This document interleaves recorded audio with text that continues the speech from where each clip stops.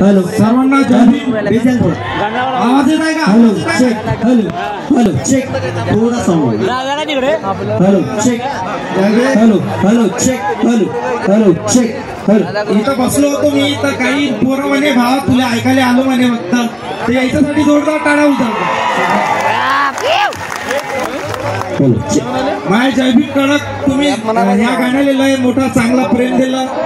माय नवीन गाणं आहे जे मी रिलीज करू शकलो नाही, माझ्याजवळ पैसे नव्हते. तर मला असं वाटलं की हे विवेक दादांनी मला इथे हा स्टेज दिला, तर मला असं म्हणणं आहे की मी ते नवीन गाणे इथे रिलीज करतो तुमच्यासोबत. तर तुमच्याजवळ मोबाईल आहे का सर्वांजवळ? हे गाणं कोणत्याच युट्यूबवर तुम्हाला भेटत नाही, कोणत्याच स्पॉटीफायवर तुम्हाला भेटत नाही.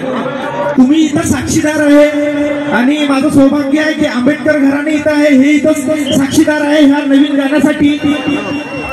तुमच्याजवळ मोबाईल असेल तर तुम्ही स्वतः शूट करून स्वतःच अपलोड करा. हे माझ्यासाठी हेच मोठी गोष्ट नाही. तर तुम्ही ऐकायला तयार आहे का? हे गाणं लिहिलं आहे मी आपल्या बाप्पासाठी आणि आपण त्या बाप्पाचे लेकरं आहोत इथं.